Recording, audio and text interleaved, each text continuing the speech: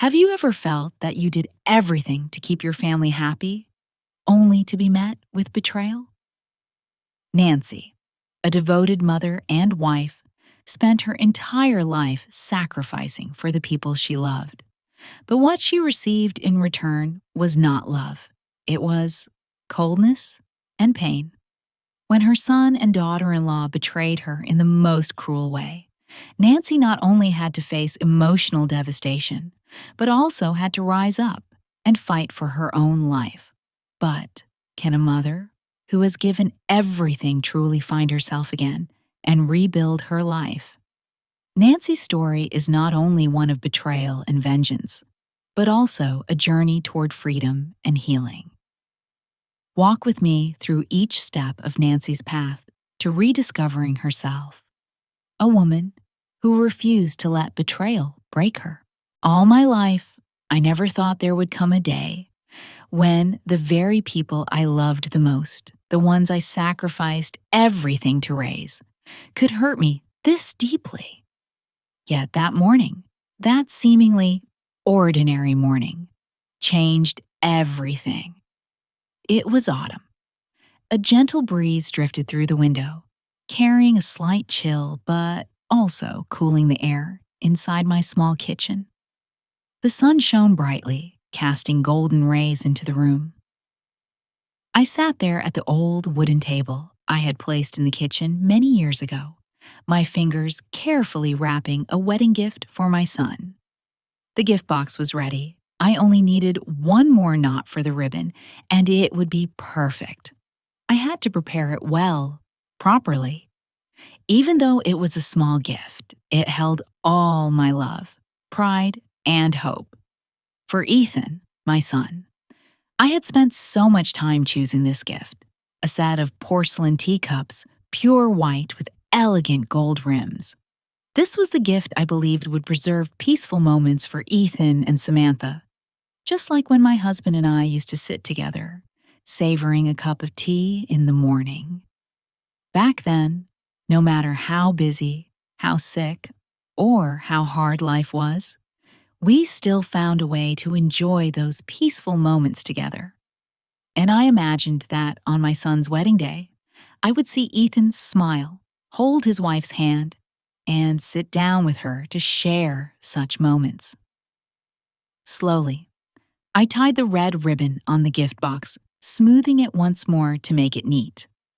My eyes stayed fixed on the box, as if I could see a whole happy future inside it, filled with my son's laughter and family joy. But reality was nothing like what I had imagined. The sudden ringing of the phone pulled me out of my daydreams. I quickly picked it up, my voice full of excitement. Hello? On the other end of the line, there was a pause. I thought my son was calling to tell me about the wedding, or at least to check on me. But then, another voice came through, cold and emotionless. It was Samantha, Ethan's wife. Nancy, I'm calling to let you know. Yesterday we got married. I sat frozen, as if the whole world had stopped. What? Yesterday? Samantha's voice sounded distant, like she was announcing a business meeting, not a life-changing event in my son's life. Yes. Just a small ceremony. Only the people who really mattered. Those words were like a cold knife stabbing into my heart. Only the people who really mattered. That's what Samantha said, not me, the one who carried Ethan in my womb, raised him, and loved him all his life. That was the first moment I felt the truth. My son, the one I had devoted my entire life to, had decided I would not be there on the most important day of his life. A numbness rose inside me. I couldn't say a word. My hands trembled. The phone slipped from my fingers, and I heard it hit the floor. All I could hear was my own ragged breathing and the pain surging in my chest. The air in the kitchen seemed to turn suffocating. Everything around me blurred into a fog, vague and invisible. The house suddenly felt empty. The warm laughter of the past seemed to have vanished. I remembered sitting beside Ethan when he was little, preparing every meal for him, staying up late when he had exams. I had always hoped that one day, when he grew up, I would see his smile on happy days, on his wedding day.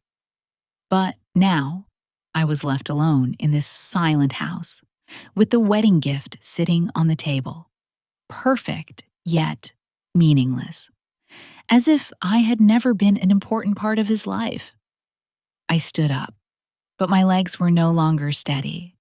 It felt like an invisible force was pushing me down to the floor, making me collapse in indescribable despair.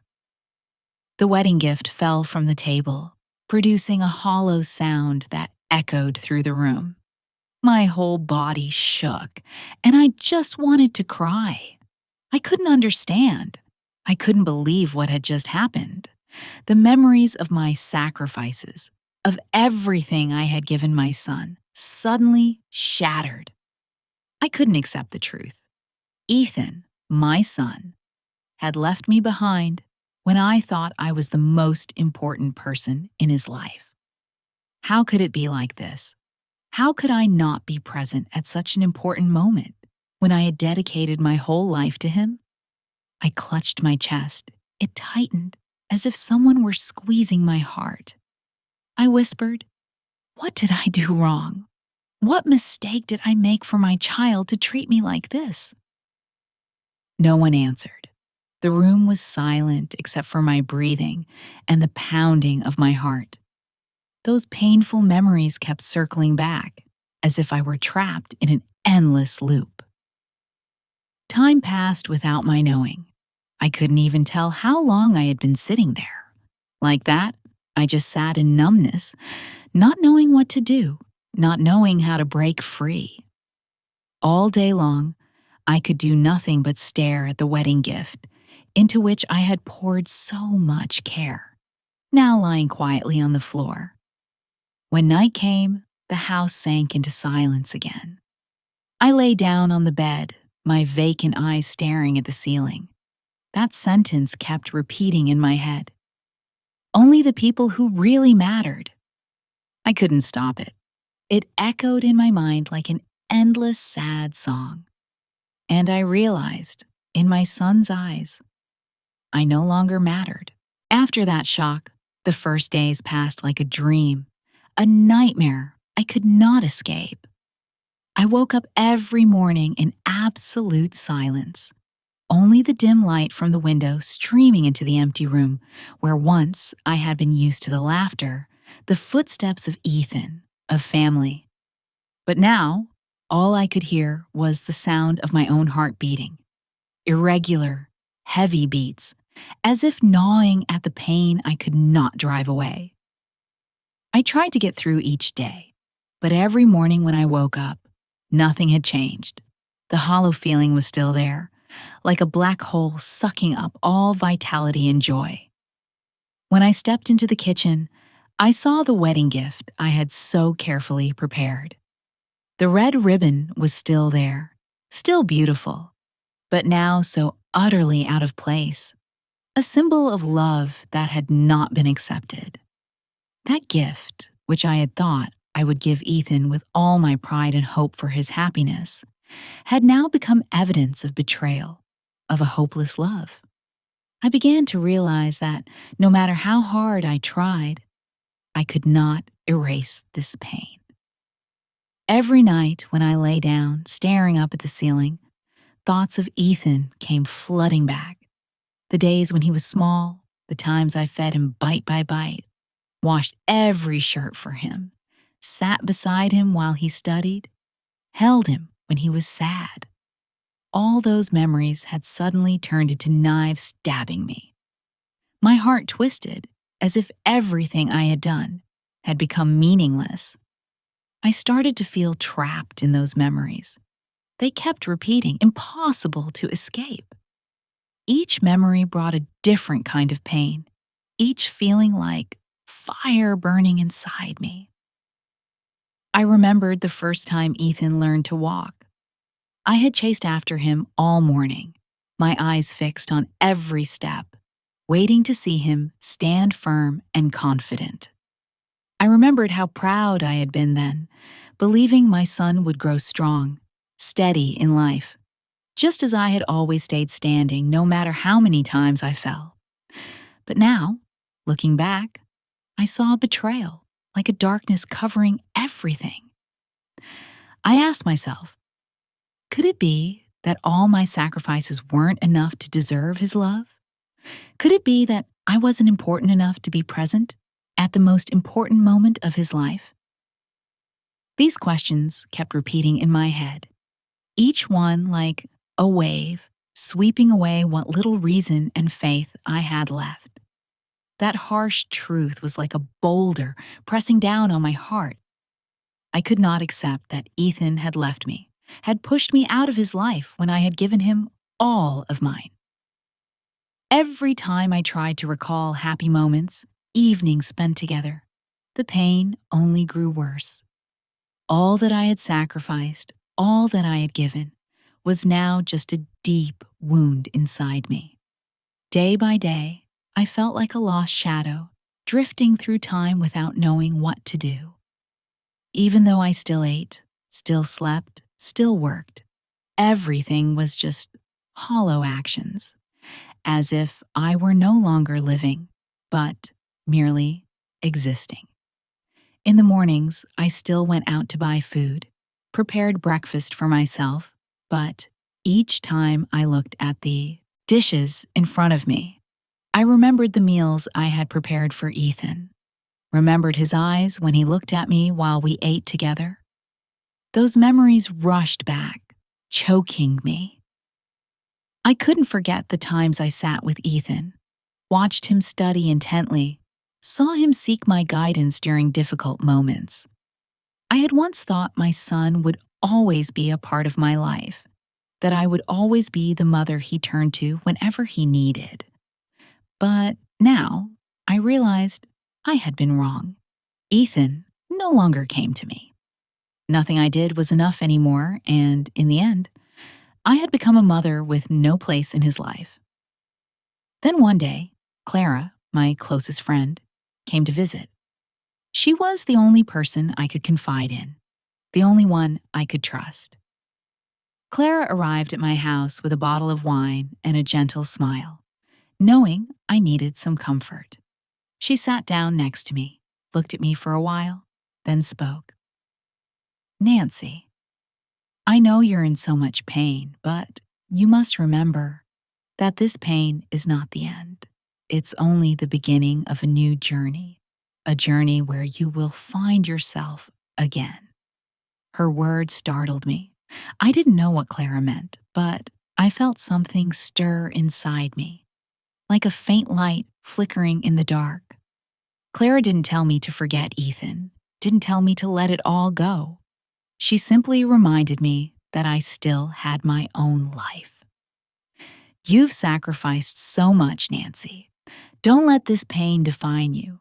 Live for yourself because you deserve it." Clara was absolutely right. I couldn't keep drowning in pain, couldn't let it devour all my vitality. I needed to learn to set boundaries, to love myself, before continuing to love others. Clara helped me realize that while I had given all my love and care to my family, I had forgotten that I, too, needed love, that I needed to care for myself. With Clara's support, I gradually began to find peace again in my life. I started attending painting classes, something I had never thought I would try before. Every time I held a brush, creating paintings, I felt as though I were being reborn, felt that I was no longer the abandoned, pitiful mother, but a strong woman who could rise from ruin. I also tried yoga classes, even though at first I didn't really believe in those methods. But every morning when I sat in class, feeling each breath, each gentle movement, I felt as though I were regaining balance in my life. Those quiet moments helped me find peace within my soul. And gradually, I realized that I no longer had to live in the darkness of the past. I could find light within myself. Though the pain was still there, I had begun to see new rays of light in life. Clara had helped me understand that no matter how everything around me might collapse, I could still stand firm and move forward. There are moments in life when we must face decisions from which there is no turning back. And I, Nancy, had reached that point. The heavy feeling from the phone call with Samantha still haunted me all through the night. Her words, though cold and emotionless, were like a hard slap to my face, a wake-up call that I could not go on living like this. I could no longer accept being used, could no longer keep giving without receiving the respect and love I deserved. When I hung up the phone, the space in my house suddenly became frighteningly silent. The emptiness I had felt before had never been as clear as it was at that moment. The wedding gift still sat there, the bright red ribbon still intact, but it was no longer something I would give my son. It had become only a symbol of disappointment. The feeling I had when I looked at the gift was no longer love, but a gnawing pain, an acknowledgement that love does not always bring happiness. Sometimes it brings wounds even deeper. I sat motionless in the living room, my eyes fixed on that wedding box. For the first time in my life, I realized how much my love had been taken advantage of. From the early days of working hard to pay for Ethan's schooling, to the sleepless nights worrying about his future, I had given everything without counting the cost. But now, looking back, I saw myself as nothing more than a lifeless vessel, always used to hold every demand, every need of others, but never valued. The truth was, I had lived a life devoted entirely to my family. I had put them above everything, even myself. I had spent years caring for my children, working tirelessly to provide for them. But when I asked for just a little care or respect, I received nothing but coldness. This pain was not only about being left out of my son's wedding day. This pain came from realizing that I had sacrificed too much, and now I had nothing left. That pain from a mother abandoned, from a woman who had poured all her strength into her family, was something I had never felt before.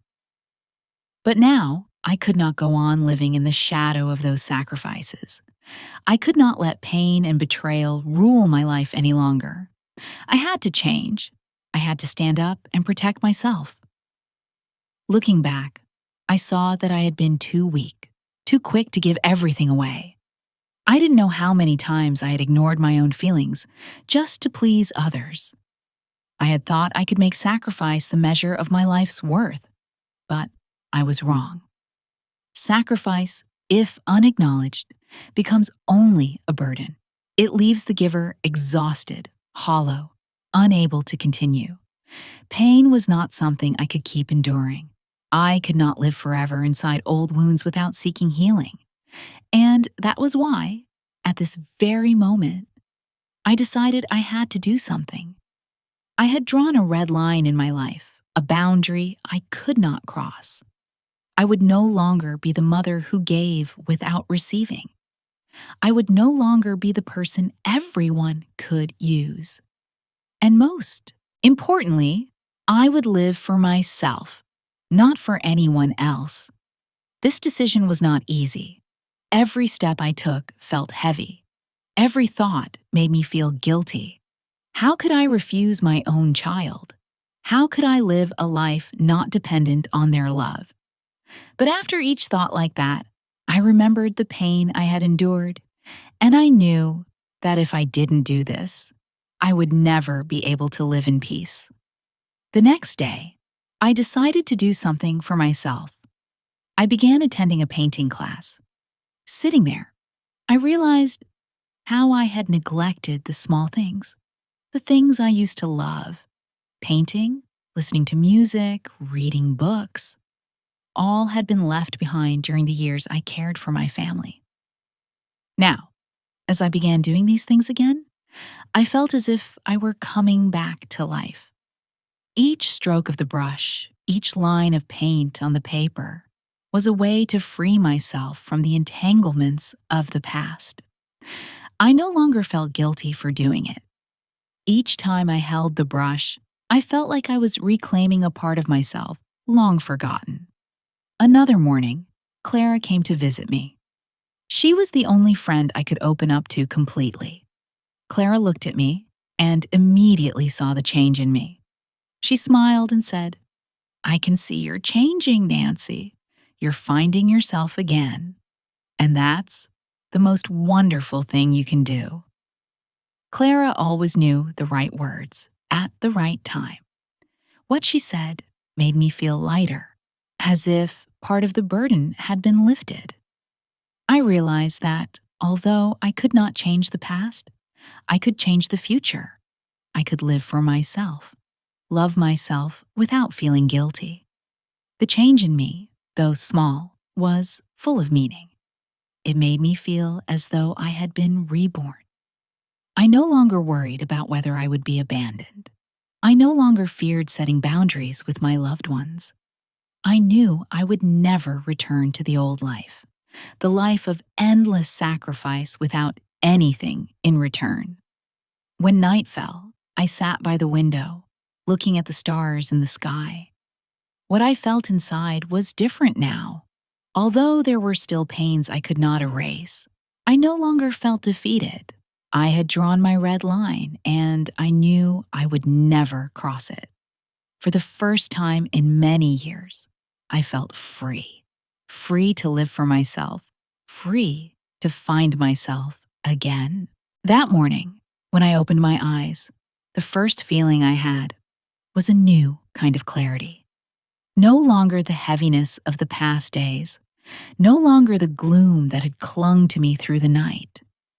This feeling was strange, as if I had done something important, something that had brought me a relief I had never known. Every step I took now had a clear purpose.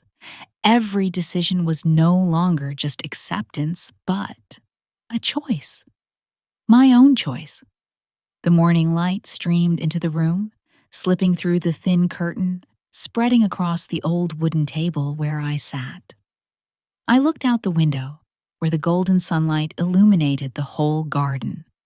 I no longer felt bound. My heart, though still holding some pain, was no longer afraid, no longer confused as it had been in previous days.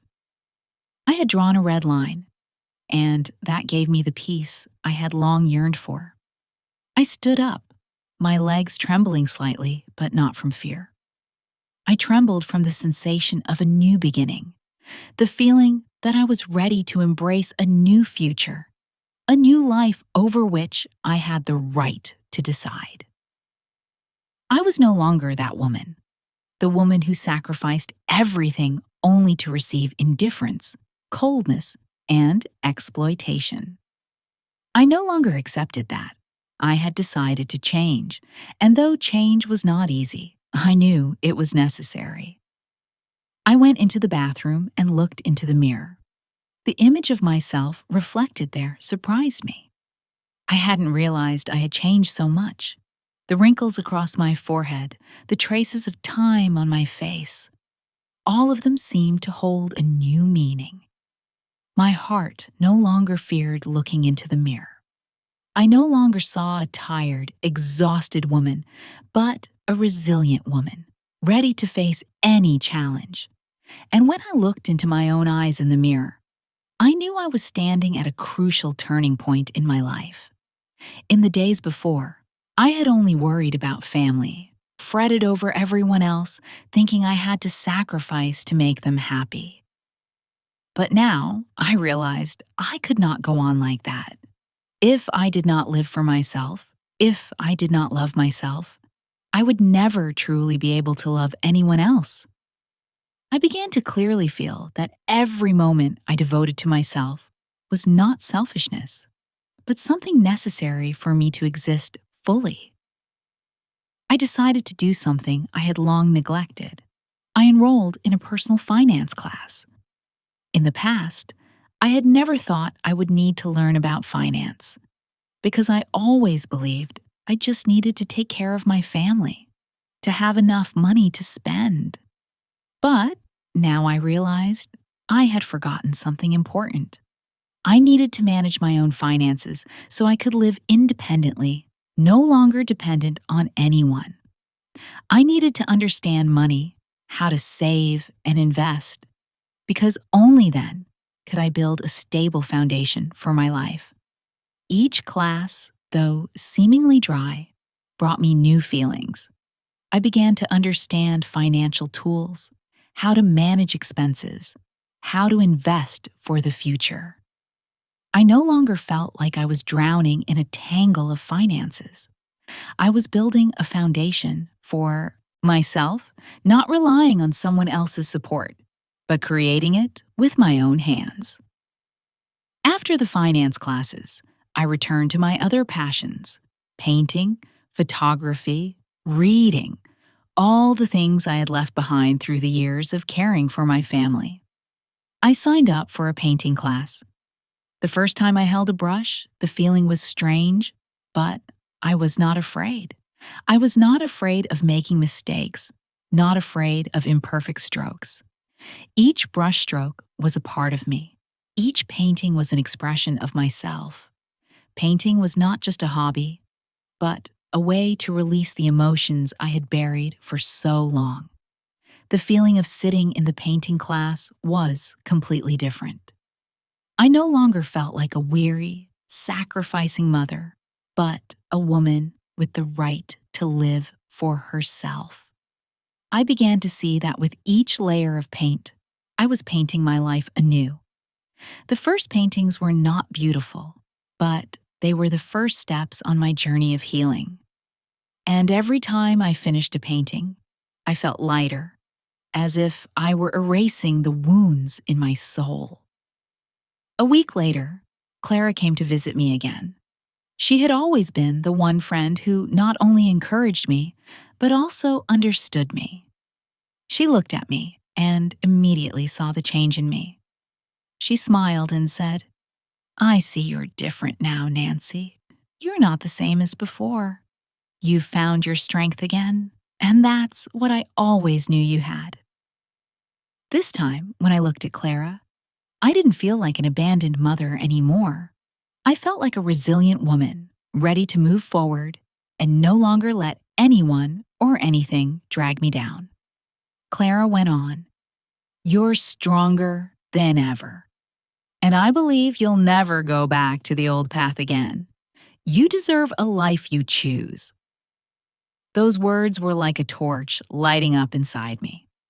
I realized that even without Ethan by my side, I could still live happily. Happiness was not when family surrounded me, but when I could love and care for myself. I began to feel that my life was not only about what I gave, but also about what I received, not from others, but from myself. In the evening, as I looked out the window at the stars shining in the night sky, I felt a strange peace. The pain no longer made me tremble. I understood that although things might never return to the way they were, I would never again let pain rule my life. I had drawn my red line, and no one could cross it. I had decided to live for myself, and I knew this was the only path I could take. When the doorbell rang, everything inside me came to a strange halt. I felt the beating of my heart, strong, sudden, yet full of anxiety. I didn't know exactly what would happen, but I knew this confrontation would not be easy. I had prepared myself for this moment for weeks, but now, standing before the door, hearing the knocking, I felt the tension surging within me. They weren't here to apologize, not here to seek forgiveness. They were here to ask me for help one more time, as if what I had already done for them was never enough. When I opened the door, I saw Ethan standing there. The light from the window outside shone across his face, letting me see every detail: the wrinkles at the corners of his eyes, the marks of weariness, not only in his appearance, but in his gaze. But what hurt me most was that look. No longer the gaze of a son who loved his mother, but the look of a man with no compassion. Standing before me was not the boy I had raised and cared for, but a man filled with anger and disappointment. Samantha stood beside him, silent and still like a shadow. She did not look at me, but I knew well that she was waiting to see what I would do, waiting to see how I would react to this request. She was the one who had sparked the deceit, the one who had made Ethan into this. I knew it clearly, even though she said not a word. Ethan stood quietly for a while, as though searching for words to say. But I knew he had no explanation left. Everything was already too clear. I had sacrificed too much, and now I could not go on in this silence. Finally, Ethan spoke, his voice hard as steel, yet carrying disappointment and weariness. "Mom," he began, but he did not look me in the eyes. "I don't understand why you're doing this. You've always been there for me. We're in trouble, and you're the only one who can help us. You can't turn us away." Those words struck my heart like a blow. They were not the words of a son seeking comfort from his mother. They were words of demand, not care, but entitlement. How could it be like this? All those years I poured love, effort, and devotion into the family, into the boy I raised from childhood. And now, all I received was ingratitude and exploitation. What I felt was not anger, but pain. The pain of having given too much and receiving nothing in return. But I could not let myself drown in that pain anymore. I had done enough. These demands were not love. They were only exploitation. And I could not go on being a tool for someone else's selfishness. I looked into Ethan's eyes, sensing the hardness in them, but I did not see love or understanding. I saw weariness, disappointment, and a coldness I had never wanted to see in my son's gaze. I could not accept that anymore. It was time for me to say no. "Ethan," I said, my voice firm, free of hesitation or fear. "I've done enough for you both. I've spent my life taking care of you, but not like this. You cannot keep using me this way." For the first time in my life, I did not feel guilty speaking those words. What I felt was not anger or bitterness, but a strange serenity. I had spoken the truth I had held back for so long. I no longer wanted to be used, no longer wanted to live in such unfair relationships. Ethan looked at me, astonished. He could not believe I would refuse him, could not believe I could be this firm. He said nothing more, but I saw his eyes slowly shift toward anger. He could not accept rejection. He could not understand that I had reached my limit. And when he began to speak again, his voice carried no gentleness. "You can't do this, Mom. You promised to help us. You've always been the kind mother, the one who stood by us. You can't abandon us now." Those words struck me again, but this time, I did not feel the pain as before. Instead, I felt relief. Relief that I had not allowed myself to be manipulated. A mother is not meant to endlessly endure such exploitation. I had drawn my red line, and I could not allow them to cross it again. "Ethan," I said firmly, my hands clenched not out of anger, but out of resolve. "I can't help you anymore. Not like this. You have to take care of yourselves. I've done everything I could." His eyes blazed with fury. He stepped closer to me, as if to show his outrage, but I did not retreat. I stood firm, my eyes fixed on his, and I felt truly strong. I knew I was doing the right thing. Even though a trace of sadness lingered in my heart, I understood I could not go on enduring like this. Saying no to my own child, though painful, was the most right thing I could do. We stood there in silence, saying nothing more. But in that silence, I knew the confrontation was over. They turned their backs and left, but this time, I did not feel empty. I felt no hollowness at all. Instead, I felt an overwhelming sense of relief. At last, I had found my strength again. That feeling, that was the freedom I had never known before. I no longer needed to please anyone.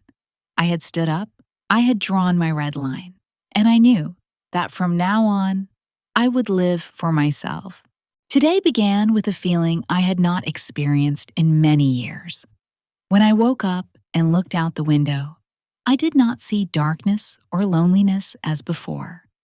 Sunlight pierced through the branches, spilling into the entire room, making the air warm and full of vitality.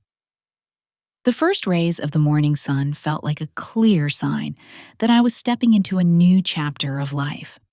A chapter I would write with my own hands, without having to depend on anyone else. I no longer felt like a shadow in my own life. I was no longer controlled by the expectations of others. I looked into the mirror and saw a woman who no longer felt weak, no longer felt like a victim. I saw a strong, resilient woman who knew how to set boundaries and love herself. That was not selfishness, but self-respect, something I had neglected for so many years. I didn't know exactly how I had changed, but the feeling was extraordinary. Every step I took had purpose, and I no longer felt fear or uncertainty. I realized that in order to be happy, I had to be the one in charge of my own life. I could not continue living only for others, could not keep living in unconditional sacrifice. Love and care were not only for others, they also had to be for myself. After that morning, I decided to do something I had given up long ago. I decided to join a yoga class. I had heard so much about yoga, but had never actually tried it. I thought it was just a gentle exercise, but it could also help me rediscover peace in my soul. I decided I had to start, had to do something different, and yoga was the perfect choice. When I entered the yoga class, I felt a little awkward. I looked around and saw many younger people who looked so confident and comfortable. And there I was, a middle-aged woman feeling somewhat out of place among them. But when the class began, I realized that all of that was only my own insecurity. No one was looking at me, no one was judging me. Everyone in the class was focused on themselves, on the connection between body and soul. With each movement, each breath, I felt as though I was releasing emotions I had held inside for so long. The strange thing was, even though I had just begun, I felt a sense of lightness, as if I were letting go of unnecessary burdens. While those around me were relaxing, I felt the connection within my body. The movements helped me release all the tension, helped me see myself again, and, most importantly, helped me realize that I deserved these moments just for myself. When the class ended, I felt like a new person. My body felt lighter, my mind calmer. As I stepped outside, I no longer felt lonely. On the contrary, I felt as though I had found a part of myself I had long forgotten, a part I had neglected when I only lived for others, when I only sacrificed without ever receiving anything back. After that, I began attending personal development workshops. Each class was a new discovery. I learned how to manage my emotions, how to face the worries and fears of life, and more importantly, how to set boundaries for myself. These lessons not only helped me understand myself better, but also helped me realize that I didn't need to please everyone, didn't need to live according to their expectations. I had the right to live for myself, the right to do the things that made me happy. One day, I decided to try something I had never dared to do before. I enrolled in a photography course, something I had been passionate about for a long time. But because of a busy life and family responsibilities, I had let it go. When I held the camera, the feeling of looking at the world through the lens was completely different. Every photo was a story. Every moment I captured was a part of life I had never noticed before. When I looked back at the photos I had taken, I saw something strange. I saw myself in those pictures. I was no longer the woman who had sacrificed too much for her family, but a woman who was rediscovering herself. The photos were not just beautiful images. They were proof of growth, of a journey to find joy and freedom again in my life. And then I met Emma, a new friend. She was a neighbor who had just moved in, and we began to talk. Emma had a positive energy and always viewed life with lightness. She didn't just share cheerful stories. She helped me realize that life wasn't only about worry and responsibility. There were simple moments, small joys. But if we didn't stop to savor them, we would miss so many precious things. We began going for walks together in the evenings. Those walks not only helped me relax, but also gave me time to talk with someone who understood me. She said, "Nancy, I can see you've changed. You're not the worried, exhausted woman I first met. You're finding joy and vitality again. And that's the most wonderful thing." Emma's words made me feel as though I had truly found myself again. I didn't need to live in the shadow of the past anymore. I could go on living, go on seeking the beautiful things in life, even if difficulties still remained. And most importantly, I could reclaim joy, a joy I had abandoned for far too long. I no longer felt like a victim of life. I had overcome everything, and now I knew I could live a life I chose. A life without meaningless sacrifice, a life of self-love and self-respect. And I knew that no matter how hard life might be, I would always keep seeking joy and optimism. I could not go on living forever in sadness and sacrifice. I had the right to be happy. I had the right to live for myself. When I received the notice from Ethan and Samantha's lawyer, I could not describe the feeling I had at that moment. It wasn't surprise, and it wasn't anger. It was emptiness. An emptiness as if I were looking into a mirror reflecting my life, and I could no longer recognize the person in it. I had sacrificed my entire life for my family, given everything I had to raise my children, and now they were using all of that to push me into a battle I never wanted. The words in their documents were not only cold, but razor sharp, like blades cutting into my mind. They weren't only demanding money, they wanted to strip me of control over my own life. They wanted to prove I wasn't mentally capable of managing the assets I had spent a lifetime building. That, to me, was a painful blow. Not just financially, but to the respect and autonomy I had regained after so many years of living for others. I knew this fight wasn't just a legal one. This was a fight for freedom, for control over my life. If I lost, I wouldn't only lose my assets, I would lose my freedom, lose the right to decide my own life. And I could not let that happen. The moment I received the notice, I felt an overwhelming urge to act. I couldn't sit back and wait. For too long, I had let others dictate my life. Now it was time to stand up and decide for myself. I could not allow those who had exploited me for years to keep doing so. The next morning, I called Mark, the lawyer I had met before. This time, I no longer felt anxious or afraid speaking to him. I needed to face the truth, and I needed the help of someone I trusted. Mark came immediately when I asked, without hesitation. Seeing him, the seriousness and professionalism in his eyes, gave me peace of mind. He understood how important this fight was for me. When we sat in the cafe, Mark wasted no time. He began analyzing the situation and giving me advice.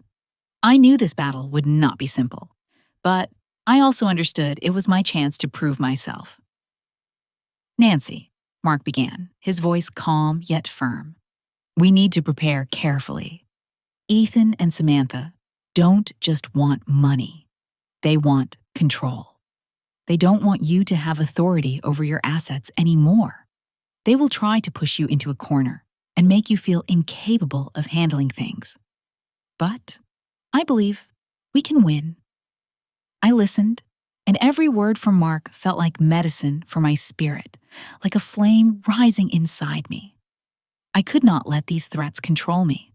I had lived too long in fog and self-doubt. Now I had to stand firm, not just for the assets, but for my freedom. Mark continued.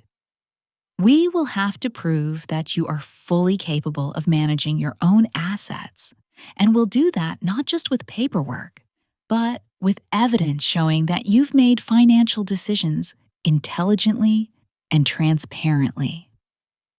I looked into Mark's eyes and nodded. At that moment, I felt a determination I had never had before. This was not like the times I had only known sacrifice. This time, I would not stand in the shadows. I would be the master of my own life. In the days that followed, I began preparing for this battle. Every morning, I woke early, reading legal documents, studying every detail in the files Mark gave me. The legal terminology could be exhausting, but I did not give up. I knew I couldn't allow anyone to make me feel weak. They might have skilled lawyers, but I had a resolve and resilience they could never break. One afternoon, I sat at my desk, staring at the stack of papers, feeling the pressure weigh heavily on me. But I would not let myself falter. Every sheet, every piece of evidence I reviewed carefully, making notes of key points.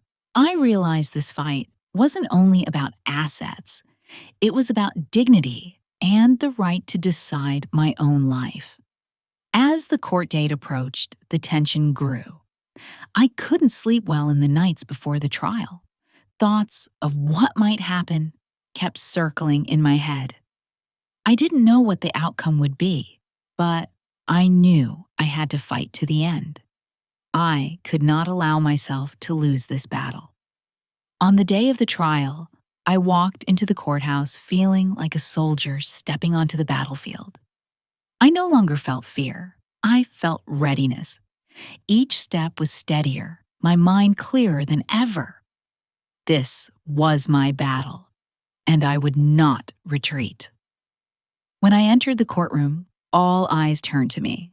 Ethan and Samantha sat at the opposite table, their faces betraying smug confidence. They thought they would win, thought I would easily collapse. But I was not the weak woman I had been before. I stood tall, steady, and when it was my turn to speak, I felt confidence in every step. Mark stood beside me, and I could feel his support. He guided me on how to present and assert my rights. I didn't need to prove anything beyond the truth. I had the right to control my own assets, and I was fully capable of managing them. I looked straight at the judge, then turned to look at Ethan and Samantha. The turmoil inside me seemed to vanish, leaving only one thought: I would win. I was no longer the mother who only knew sacrifice without return. I was no longer the weak figure in their eyes. I was the woman standing up for herself. Your Honor, I have lived my whole life for my family. I have given without hesitation. But at this moment, I must love and protect myself. I am not a financial tool for my children. These are my assets, and I have the right to decide over them. My voice rang out, not only strong, but carrying resolve, knowledge, and faith in myself. I knew I would not lose this fight. The morning light streamed through the window, brightening my new room and filling the quiet space with warmth. It was a morning I could hardly put into words. Every morning I woke up here. I no longer felt the heavy anxiety pressing on my heart. No longer the worries of unresolved matters. No longer the responsibilities I had carried for so many years. I was no longer haunted by the past, no longer plagued by emptiness or spiritual deprivation. Instead, I felt peace and a rush of energy. Everything in the room felt like a part of me, as though I had become a part of it. Looking out the window, I saw the sunlight softening the stillness of the morning. Everything outside was calm. The feeling was entirely different from anything I had experienced before. In the past, I had often felt as if I could never achieve peace of mind, always chasing the expectations of others, never having time to reflect on myself. But now, I realized I could take control of my life. I could live for myself without having to exist in meaningless sacrifice. As I sat down to have breakfast alone, I did not feel lonely. On the contrary, I felt this was a moment to savor and fully enjoy. How long had it been since I'd eaten breakfast without rushing, without worrying about what I had to do next to please others? But now I could do what I wanted, without fear of demands from others, without feeling like my life was nothing but an endless chain of obligations. I ate a simple but complete breakfast. The food wasn't a grand feast, but simply the things I liked, dishes I had neglected for years. Each time I looked in the mirror, I saw a strong woman, a woman no longer hidden under the shell of sacrifice. I was no longer the woman of pain and surrender, but a woman free, living for herself. I no longer feared facing myself. I had truly changed. I no longer felt weary when I thought about the past. The past no longer haunted me. The years I had lived for others, the years of only sacrifice, were now memories I could face with calm. I did not regret what I had done, but I understood I could not go on living that way. Sacrifice was not love. Sacrifice that was unappreciated, that lacked respect from others, that was not love. That was exhaustion. That was abandoning oneself. So I decided I would never go back to that old life. I would live for myself because I deserved happiness and love. And I began to seek out new things. I began to revisit old hobbies, things I had once abandoned under the weight of family responsibilities. One of the first things I did was return to my passion for painting, which I had long forgotten. I found my brushes, canvases, and the colors I used to love. The paintings were no longer just simple images, but deep emotions I had never dared to express. Every stroke on the canvas was a part of me, a piece of the life I had lived, the thoughts and feelings I had suppressed. But now, when I painted, I felt as though I were setting myself free. Each brushstroke was a journey. When I looked at the paintings, I didn't just see colors. I saw my own rebirth. Those colors reflected the transformation of my soul. And every time I finished a painting, I felt as if I had painted my life anew. I was no longer the woman trapped by responsibility, but a free woman, a woman who could find joy in small moments. One day, I decided to attend a self-development workshop. Before, I had never thought I needed to learn anything more because I was always too busy with family. But now, I realized I deserved growth, deserved to invest time and effort in myself. That workshop was a turning point in my life. It not only broadened my perspective, but helped me recognize that I could take charge of my own life. I no longer had to worry about pleasing others or living according to what they wanted. I could live with what I wanted, do the things that made me happy. When the workshop ended, I felt energized and confident. I no longer felt deprived or insecure. I felt stronger than ever, as if everything in life could change if I chose to change. I was no longer the woman of endless sacrifice, but a woman with the right to demand, the right to live the way I wanted. I began joining community activities, walking in the park, attending discussions about books, art, and life. These activities not only helped me rediscover joy, but also allowed me to connect with like-minded people, people who didn't judge me by what I did for others, but valued me for who I truly was. And one afternoon, while sitting in the park, I saw Emma again, the friend I had met when I moved into this apartment. She smiled when she saw me, and in her eyes, I could see pride and joy. "Nancy, you've changed so much. You're no longer the tired, anxious woman I once knew. You've found yourself again, and that is what matters most." Emma's words felt like confirmation that I had done the right thing. I no longer looked at the past with sorrow or regret. I had learned to live for myself, and that was the most wonderful thing of all.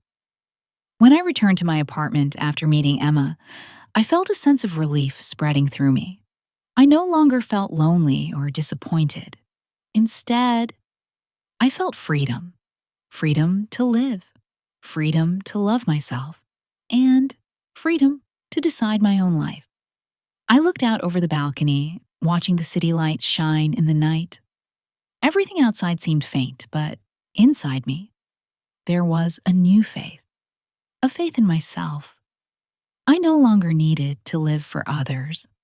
I had rediscovered freedom in life, and that was the most precious thing I could ever have. When I looked out the window of my new apartment, a strange feeling rose inside me. It wasn't the feeling of loneliness. It was a profound quiet I had never experienced before. Every morning when I woke up here, I no longer felt like someone left behind, no longer felt like someone living only for others. I had learned to live for myself, and that was something I had never dared to imagine before. I was no longer bound by the past, no longer imprisoned in unconditional sacrifice, but living a new life, one where I had the right to decide everything, one where I could walk my own path. In the first weeks of living in this apartment, I felt a clear change in both my mood and my body. I was no longer the woman who only knew how to please others, no longer the woman trapped in roles my family had forced on me. Now, I was a free, strong woman, a woman who knew how to set boundaries and would not allow anyone to cross them. Every morning, I woke up with a fresh confidence, feeling as if I had been reborn. That day, I decided to join a creative writing class I had dreamed of for so long. Writing had always been a part of me, a way to release emotions and thoughts. But for years, I had ignored it, too busy with family and the burdens of daily life. I was no longer the woman who put everything of her own aside for the responsibilities of others. It was time to put myself first, and this was the first step. When I entered the class, I felt awkward at first. I wasn't particularly creative, and sometimes I worried whether I could keep up with my classmates. But once I started writing, I realized it was exactly what I needed. Every word I wrote breathed new life into me. Stories and emotions I had never shared suddenly flowed onto the page. Writing helped me understand myself better, helped me see my life from another perspective.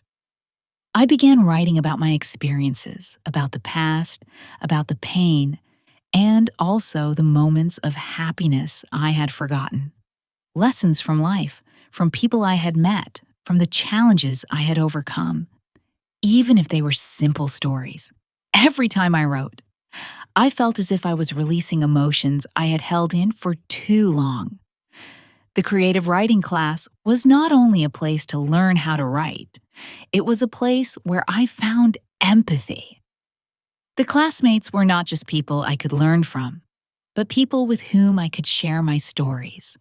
Together, we explored hidden corners of ourselves, sharing joys and sorrows we each carried. These classes didn't just teach me how to write, they helped me rediscover a part of myself I had long abandoned.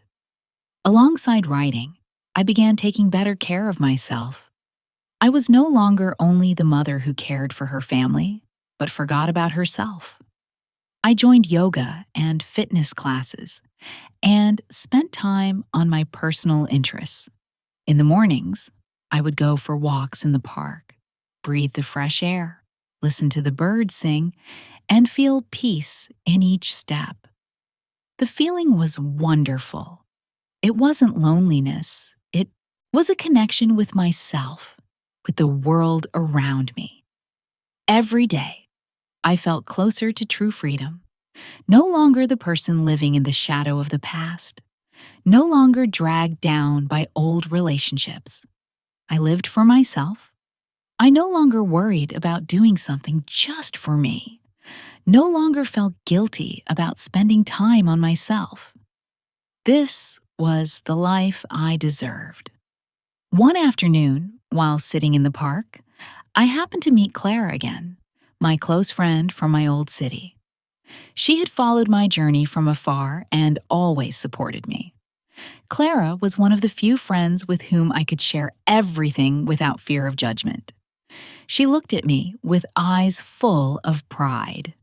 "Nancy," Clara said, her gaze full of sincerity, "I'm so happy to see you living the life you deserve. You've found yourself again, and I couldn't be prouder. You are a strong woman, and I can see you are living with all that you've learned from the past." Clara's words made me feel I wasn't alone on this journey. I had friends who had always been by my side, who had helped me see light in the darkness. They weren't only people outside me, they were also people I had found within myself. I didn't have to face this challenge alone. I had companions, and that made me stronger every day. After talking with Clara, I realized I no longer needed to live in fear or anxiety about the future. I had drawn my boundaries, and I had the right to live the life I wanted. No one could take away my freedom. No one could make me feel I was unworthy of happiness. That day, I decided to take a big step. I signed up for a photography course. This had been a passion I had neglected for so long, and now I realized I could not keep living with regret. I had learned to love myself and to do the things I truly wanted. Photography was not just a hobby. It was a way to explore the world, to capture the beautiful moments I didn't want to miss. When I took my first photographs, I felt a joy I had never known before. It wasn't just about capturing moments, it was about living each one fully. Every photo was a story, a piece of the life I was building. And the best part was, I didn't have to wait for anyone's approval. I didn't need anyone's recognition. I had learned that this life was mine, and I had the right to create the beautiful moments I wanted. In the end, I realized my life was not a string of exhausting days, not endless sacrifices without return. My life was days filled with joy, confident steps, and choices I made for myself. I was no longer the woman of apologies, the woman of others' expectations. I was the strong, free woman, and I was living my own life. Every day when I wake up, I can feel a clear change within myself. It isn't a change in appearance or in what I own. Instead, it is a deep transformation from the inside, a change in how I see myself and how I approach the world around me. When I look into the mirror each morning, I no longer see the old woman, weary and filled with worry. I see a woman who is strong, confident, and, most importantly, free. Freedom. This is the word I repeat to myself often, like an affirmation. Freedom is not only about doing what I want, it is about no longer being bound by the expectations of others, no longer living for judgment or criticism. I have found freedom in loving myself and no longer living by standards others have set for me. Freedom has come from learning to live for myself, setting boundaries, and firmly protecting them. Looking back on my journey, I realized that I could never have gained this freedom without the hardships, the trials, and the pain I endured. My past was not a string of perfect, happy days, but it was those very struggles that shaped me, that helped me understand I am not a victim of life, but the master of my own life. I did not just survive those difficulties. I drew from them invaluable lessons I will carry forever. One of the most important lessons I have learned is to love myself. In the past, I always thought loving others was enough, that if I sacrificed for my family and children, I would receive love and appreciation in return. But I was wrong. Sacrifice is not love. I had sacrificed too much for people who did not value me, and as a result, I forgot myself. I lost myself in those sacrifices. But now, I have learned that self-love is the foundation for being able to love others. I cannot give love if I do not have love for myself. And that love is not weakness or self-indulgence. It is respect for myself. It is knowing how to set clear boundaries. It is learning how to say no when necessary. I do not need to please everyone. I do not need to do things I don't want to do just to be loved or accepted. Once, after a morning yoga session, I sat still, breathing deeply, feeling each breath. I realized what I was seeking was not perfection, but peace within my soul. I no longer needed to prove myself to anyone, no longer needed to live up to society's expectations. This life is mine, and I have the right to live it in the way that makes me happy. I no longer felt pressure from anyone. What I needed was the freedom to choose the life I wanted, to do the things I loved without fearing judgment from others. And so, I decided not to let others make me feel guilty anymore. I had become too used to sacrificing without return, too used to pleasing others while forgetting myself. But now, I had changed. When I began living for myself, I felt a strange joy, a joy I had never experienced before. Each day became a new opportunity to do something for myself, to find happiness in simple things like reading a book, painting, or simply sitting quietly to reflect on life. One of the most important decisions I made was to devote time to the things I loved. When I went back to school, joined painting classes, and started practicing yoga in the mornings, I felt more complete. These small joys were not just hobbies. They were ways of caring for myself.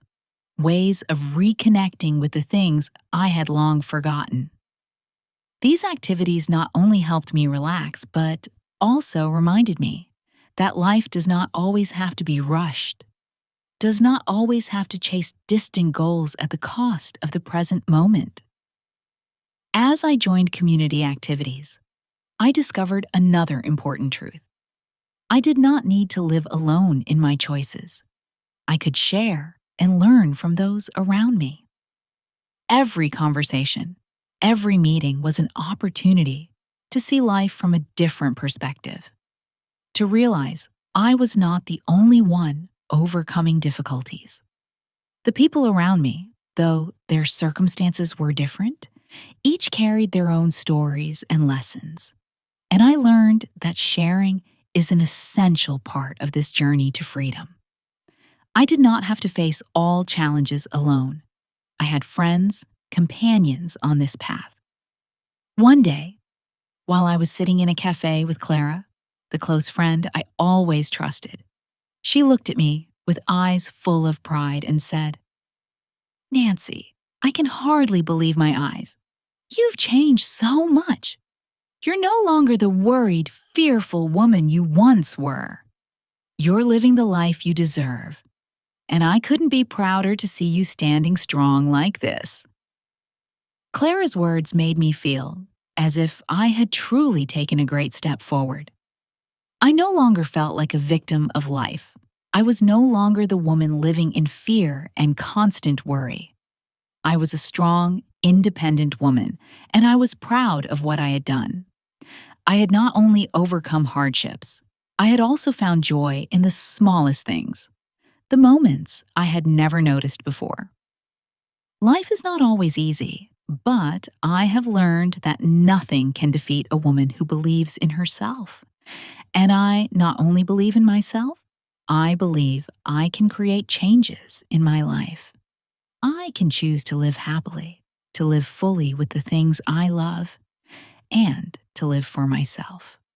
Looking back, I do not regret what I have gone through.